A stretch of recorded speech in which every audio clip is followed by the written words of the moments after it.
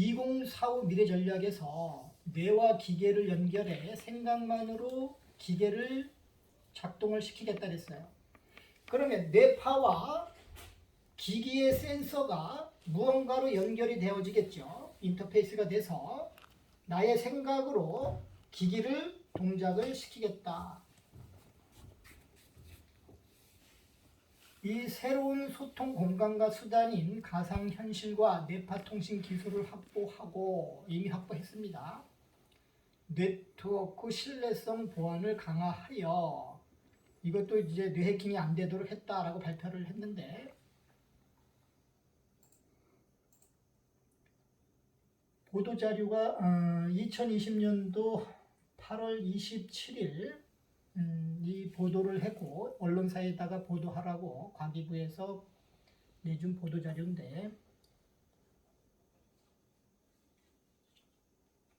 뇌파통신이 가능해짐에 따라 이 뇌파통신이 가능해졌어요. 사람과 기계, 동물 간 뇌파통신이 가능해짐에 따라 그러니까 사람과 사람의 뇌를 연결시키고 사람의 뇌와 동물의 뇌를 연결을 시키고 사람의 뇌와 컴퓨터를 통해서 로봇가 되겠죠. 이때 당시 이제 로봇가 되겠죠. 기계를 연결시켜서 사람의 생각으로 소통하겠다 이렇게 했는데 자, 과기부의 전략은 뇌파통신입니다. 브레인 인터페이스. 과연 나의 뇌와 다른 사람의 뇌를 연결하면 어떻게 될까요? 나의 생각을 집중을 하게 되면 상대방은 나의 생각에 의해서 조종이 됩니다. 자살하도록 만들 수도 있어요. 이 미래 전략은 우리가 국가에게 우리가 지금 현재 마인드 컨트롤 피해를 당했기 때문에 국가에게 알려줘야 합니다. 이 뇌파 통신 생각만으로 소통이 가능하다. 동물과도 생각만으로 소통을 한다. 전파무기 가해자는 어떻게 생각을 해킹하고 생각을 주입할까? 뇌파통신으로 범행을 했다. 이 뇌파통신이 국가 전략인데 뇌파가 전파를 수신하는 안테나가 될 수 있을까? 아까 우리가 봤어요. 미 외교관 극초단파 공격 연합뉴스에서 인간의 머리는 극초단파 신호를 받아들이는 좋은 안테나가 될 수 있다고 과학자들이 얘기를 했어요. 그래서 뇌파와 전파가 연결된다. 그 전파가 극초단파이다. 정상적인 뇌파 통신은 뇌에 칩을 이식을 해서 전파를 수신하여야 합니다. 앞으로도 뇌파 통신은 이런 방식으로 해야 합니다. 그런데 전파무기 가해자는 뇌파에다가 직접 전파를 수신을 시켰어요. 그렇게 되면 어떻게 될까요? 제 눈동자를 한번 보시겠습니다. 손가락으로 제 눈동자를 이렇게 막 만져도 아프질 않고 눈물이 안 나요. 전자파는 신경을 자극작용을 해서 감각을 손상을 시킵니다. 결국 저의 뇌와 전파무기 피해자분들은 뇌신경이 손상이 돼서 감각이 손상이 됐어요. 이것을 각막신경을 외부 손가락으로 자극을 해가지고 확인을 했어요. 물론 전파무기 피해자분들도 똑같이 이런 피해 증상이 있는데 1년 미만의 피해자분들은 감각 손실이 없지만 그 1년 이상의 피해자분들한테는 전자파가 인체에 영향을 미쳤기 때문에 감각 손실이 있습니다. 신경이 손상됐다는 얘기죠. 뇌와 컴퓨터를 연결하는 기술은 바로 브레인 컴퓨터 인터페이스 위키백과에 나와 있어서 한문으로 한번 알아보도록 하겠습니다. 위키백과 마인드 컨트롤 세뇌를 시켰고 마인드 컨트롤 뇌를 조종했는데 뇌에다 세뇌를 시켰어요. 무엇으로 했나 보니까 뇌 컴퓨터 인터페이스 BCI예요. 뇌 컴퓨터 인터페이스. 여러분들도 위키백과에다가 마인드 컨트롤에 대해서 검색을 한번 해보시기 바랍니다. 뇌와 컴퓨터를 연결하여 컴퓨터로 지속적으로 가해자가 사람을 세뇌시켜서 자살하도록 범죄를 저질렀어요. 연예인 최진실은 어떻게 자살하도록 전파무기 가해자가 범행을 했을까요? 연예인 45명이 1990년부터 올해까지 45명이 자살로 사망을 했는데 우울, 자살, 지속적으로 컴퓨터로 뇌를 세뇌시켜가지고 마지막에는 가해자가 자신의 생각으로 자살 행동하도록 가해자가 생각을 집중했어요. 그리고 전파 무기로 자신의 생각의 에너지를 증폭시켰어요.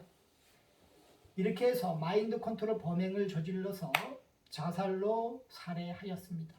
물론 이 마인드 컨트롤 범죄의 전과자 되신 분들도 상당히 많고 저하고 같이 근무하시던 분도 저의 손가락을 가위로 특수상해를 하여 처벌받았어요.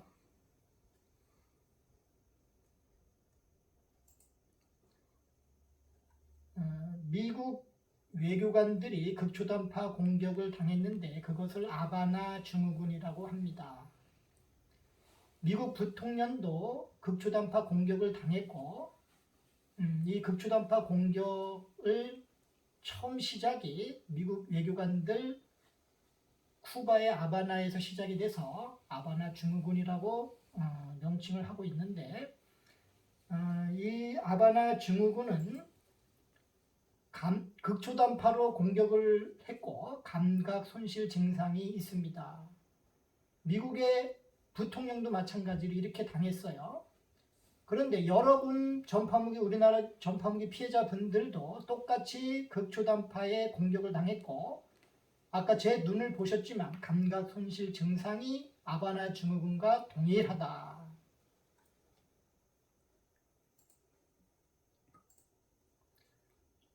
이렇게 감각 손실 증상이 쭉 있는데 아바나 증후군 극초단파 공격 기사 검색해 보시면 잘 나와 있습니다. 마인드 컨트롤 수법과 범행.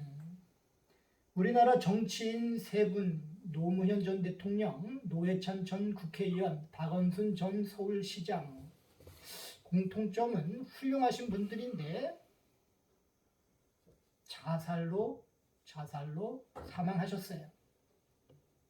근데 이분들을 과거를 보게 되면 과연 이분들이 자살할 분들인가 아니면 이 뇌파통신 양방향 뇌파통신으로 누군가가 조종했는가 우리는 한번 의심을 해볼 수가 있어요.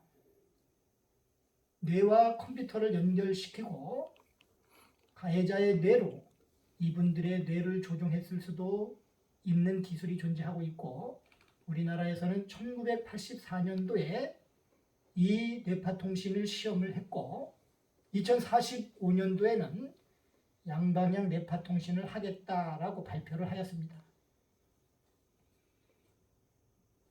전파무기 가해자는 극초단파를 뇌에 연결시켜서 통신사 교환기로 마인드 컨트롤을 했는데 피해자들을 보니까 거의가 사회적인 파괴, 경제적인 파괴, 가정 파괴 또는 전과자가 되신 분들도 있어요. 정신병원에 강제로 입원당하신 분들도 있고 저는 사회적, 경제적 파괴, 가정 파괴 또 전과자가 될 뻔도 했어요. 경찰이 거짓으로 범법자를 만들려 하다가 저한테 잡혔어요. 그리고 가족을 이용해서 정신병원에 강제로 저를 입원을 시켰었는데 그것도 물론 법적으로 잘 해결을 했고 저는 이 파괴자에서 신용불량자에서 신용 1등급 현재는 995점 신용평가 점수가 995점이고 재산을 모았고 현금도 모았습니다. 가해자보다 뇌가 약하게 되면 이렇게 마인드 컨트롤을 당하고 가해자보다 뇌가 강하게 되면 성공자가 될 수 있고 피해자가 되지 않습니다. 또 하나는 가해자를 거꾸로 마인드 컨트롤 뇌조정도 할 수가 있습니다. 전 세계의 극초단파 피해자, 전파무기 피해자들이 수원의 통신사 교환기로 그 사람들을 범행할 수 있을까? 기술적으로 가능합니다. 핸드폰을 수원에서 미국, 러시아, 쿠바, 일본, 중국에 있는 사람들과 수원에서 전화로 국제 로밍으로 통신을 할 수 있듯이 뇌파 통신도 마찬가지로 수원에 있는 가해자와 전 세계 피해자들이 양방향으로 뇌파 통신을 할 수가 있어요. 그것이 바로 통신사 교환기를 범행에 이용했기 때문에 가능합니다. 마인드 컨트롤에 대해서 조사를 해보니까 1984년 6월호에 경찰 고시사 인간의 기억까지 말살시키는 마인드 컨트롤, 이 내용에 보니까 1950년도 때에는 약물과 최면으로 사람의 뇌를 조종했어요. 마인드 컨트롤. 그런데 1960년도에 전파를 이용해서 사람을 로봇처럼 조종하는 기술을 개발을 했어요. 그것이 미국이에요. 1970년대에 이 기술을 통신사 교환기 AT&T라고 미국의 통신사 교환기를 통해서 CIA가 뇌파 통신 시험을 했는데 그 뒤에 CIA 정보원들은 거꾸로 피해자가 됐어요. 누군가가 이 기술을 가지고 범행을 했습니다. 우리나라에는 1984년도 이 기술을 통신사 교환기를 개발하고 이 뇌파 통신 전파를 연결한 사람의 뇌에다 연결해서 뇌파 통신 시험을 하고 나서 그 이후에 뇌파 통신 범죄가 일어났는데 1985년 김동선 씨는 벽돌폰을 개통해서 사용한 후 뇌파 통신 피해를 당했어요. 제가 200명의 전파무기 피해자분들을 인터뷰 상담 조사를 하였는데 김동선 씨는 1985년 벽돌폰을 개통을 하고 나서 뇌파 통신 피해를 당했습니다. 김성필 교수님 인터뷰 양방향 뇌파 통신이라고 있어요. 머니투데이에서 뇌도 해킹당할 수 있다. 가해자의 뇌와 피해자의 뇌를 연결시켜 놓으면 가해자는 감청 설비에 뇌를 연결을 해놨기 때문에 당연히 뇌가 해킹을 될 수 있어요. 컴퓨터와 뇌를 연결시키면 해킹당할 수 있는데 이것은 사람의 뇌를 이 컴퓨터에 연결시키지 않으면 해킹된 전기 신호는 읽어낼 수는 없어요. 자, 이 뇌 신호에서 김성필 교수님이 뭐라고 했냐면 뇌 신호에서 사람의 의도를 읽을 뿐만 아니라 의도가 뭡니까? 의도가 생각인데 생각은 영상도 음성도 아니에요. 그런데 해킹을 했어요. 사람의 뇌를 연결시키지 않으면 이 의도를 알아낼 수가 없어요. 이것은 기계로 의도를 읽어낼 수가 없기 때문입니다. 외부 정보를 뇌에 직접 자극을 줘 입력하는 기술도 이것이 무엇이냐면 가해자가 사람의 뇌에다가 정보를 주입을 해서 자살하도록 또는 우울증을 유발시켰어요. 또는 성폭력 범죄를 저지르도록 외부에서 정보를 넣었어요. 이게 지금 현재 기술이 가능하다라는 얘기인데 우리나라는 1984년부터 이 범죄로 이런 기술로 이용해서 범죄를 저지른 사람이 있어요. 이것을 양방향 뇌파 통신이라고 합니다. 마인드 컨트롤은 브레인 컴퓨터 인터페이스, 브레인 인터페이스로 가해자의 뇌와 피해자의 뇌는 인터페이스 연결되어 있다. 피해자의 뇌는 통신 설비, 가해자의 뇌는 감청 설비에 연결이 되어져 있습니다. 김성필 교수님 인터뷰에서 뇌파를 이용해 디지털 기기를 제어하는 수준을 넘어섰다. 자, 뇌와 기기를 연결해서 기기를 제어한다. 이 디지털 기기를 연결을 시켜야 되는데 뇌와 뇌를 연결시키게 되면 뇌파를 이용해 생각을 이용해 다른 사람을 제어할 수도 있다. 이것들 잘 우리가 봐야 합니다. 그러면 우리는 계속 피해자로 남을 것인가? 생각을 집중하게 되면 강한 뇌파가 나옵니다. 이 강한 뇌파가 발생하고 생각은 가해자의 뇌로 신호가 가는데 그러면 과연 우리는 무슨 생각을 집중하면 될까? 가스레인지 불에 피해자분 자기 자신의 목을 태우는 생각을 집중하게 되면 그 생각은 가해자의 뇌로 갑니다. 가해자는 행동하게 돼 있어요. 자, 지금 가해자보다 뇌가 약한 사람들은 전부 다 범죄자, 전과자가 됐거나 자살로 또는 장애인이 됐어요. 이놈이 조종했어요. 그런데 조종당하지 않은 사람들이 있어요. 물론 저와 같은 사람들인데 이 사람들은 가해자보다 뇌가 강한 사람들이에요. 가해자가 보낸 신호를 읽어낸 사람들도 있고 저와 같이 이런 기술이 있다는 것을 알아내고 똑같이 가해자가 한 방법대로 생각을 집중해 보았어요. 그리고 양방향 통신을 하니까 가해자가 죄의 생각의 집중으로 조종이 되는 것을 알아냈어요.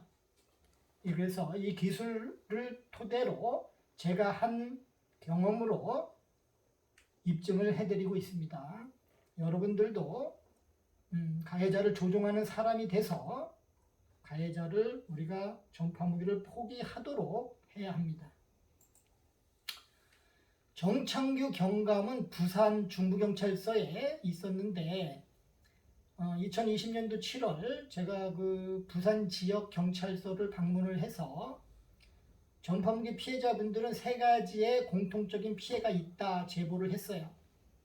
그래서 정창규 경감은 저에게 이런 질문을 했습니다. 당신은 누구십니까? 저는 전기 특급 감리사입니다. 정창규 경감은 그러면 당신이 전파무기 피해자분들한테 전파무기 피해자 증명서를 발급을 하시오. 당신은 전문가이지 않소?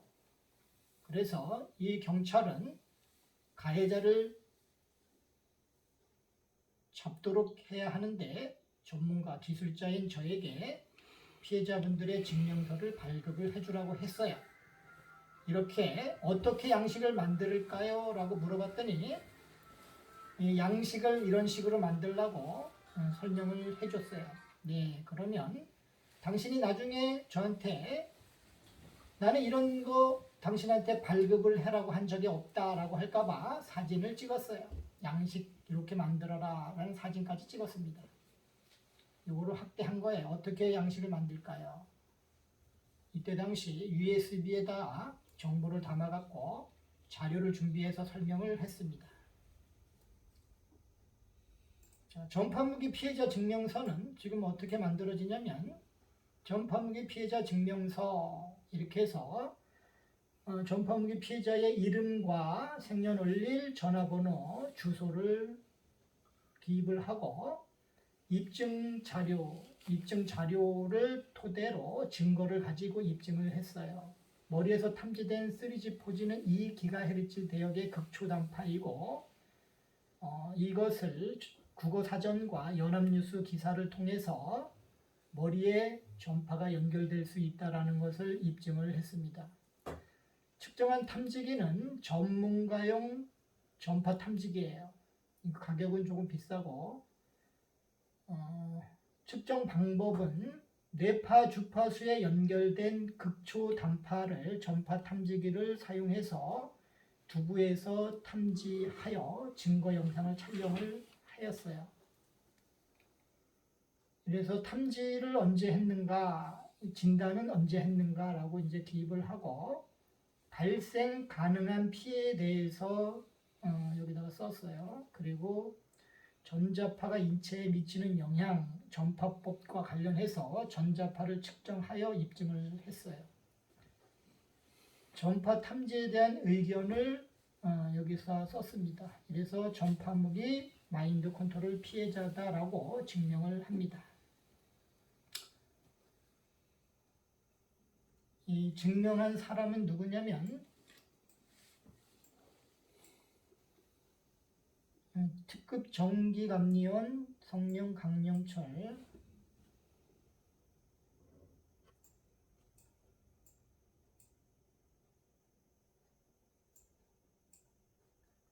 공동 증명자는 고급 정기감리원 성명 임윤석. 그래서 이 감리원 특급 고급 감리원의 자료를 드립니다. 사실인지 아닌지 판단을 하시면 되고요. 전파묵이 가해자의 IP 주소와 수원 SK텔레콤 통신교환기 관리원이 전파묵이 가해자다라는 것을 기록을 해드립니다. 이 증명서의 내용이 하나라도 허위와 거짓이 있으면 이 두 명의 전문가는 감옥에 갑니다. 또는 SK텔레콤에게 영업방해 또는 기타 등등으로 피해보상도 물어줘야 합니다. 이 전파묵이 피해자 증명서는 현재 무료로 발급을 해드리고 있고요. 전파묵이 피해자 증명서를 발급해주는 사람은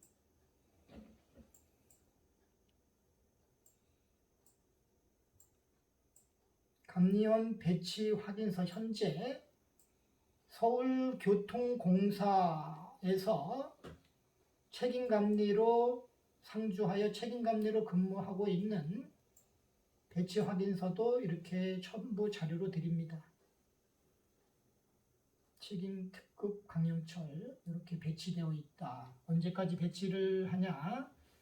2022년 2월 13일까지 이렇게 배치를 한다라고 확인서를 드리고 있어요.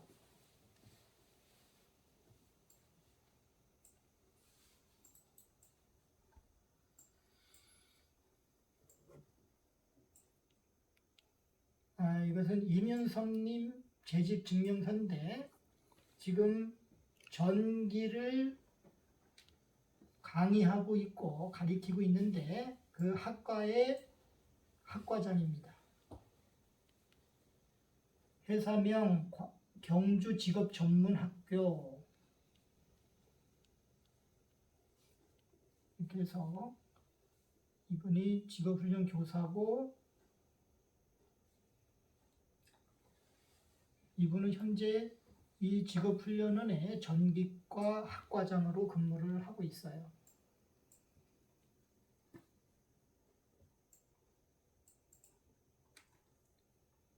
이 자격증은 무슨 자격증이냐면 직업 능력 개발 훈련 교사 자격증인데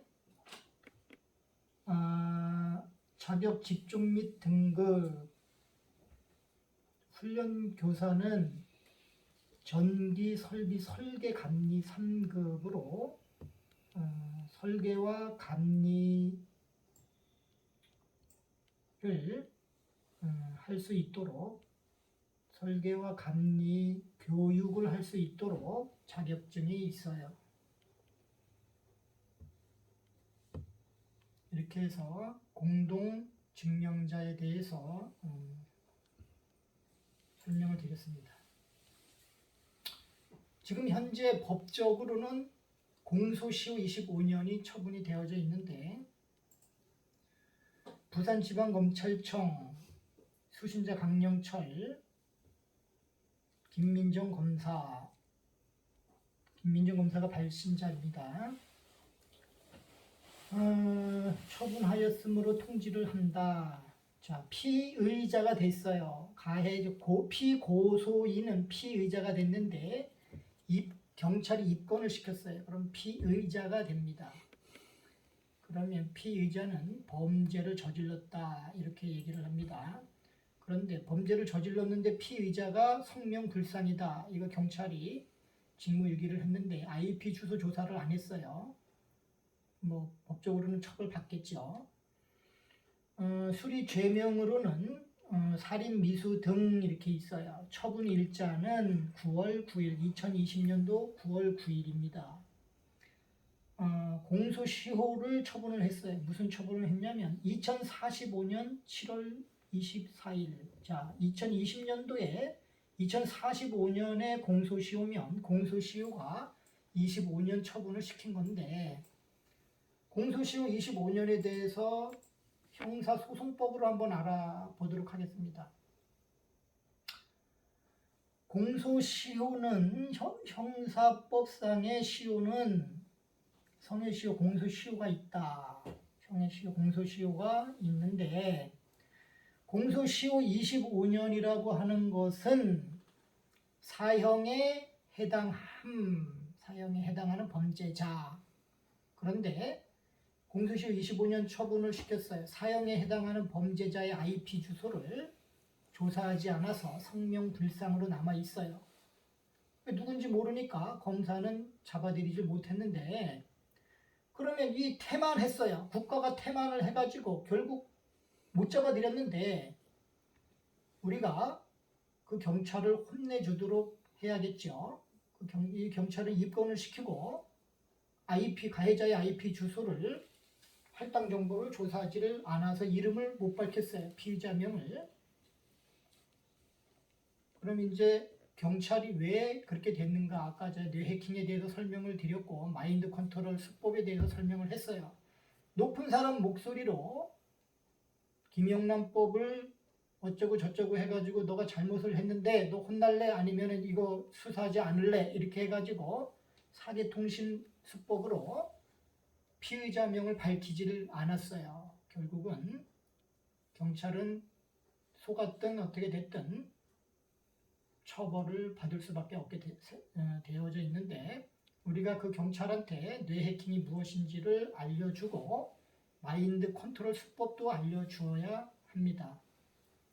이렇게 전파무기 가해자를 브레인 인터페이스로 생각을 집중해서 조종할 수 있다. 또 법으로 지금 현재 공소시효 25년을 처분시켜 놓았다. 이렇게 오늘 세미나를 마치도록 하겠습니다. 끊어주세요. 네.